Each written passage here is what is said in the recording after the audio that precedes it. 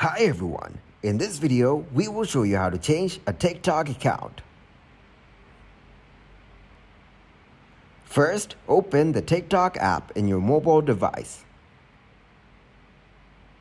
Tap on your profile from the bottom right corner.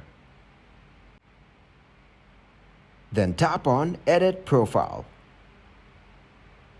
Here select the username. Now edit your username and change it to whatever you want. After that, tap on Save on your top right corner. Then select Set Username.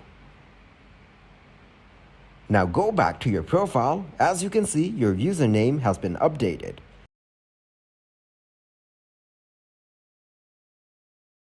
Thank you for watching. Like the video and subscribe to the channel for more content like this.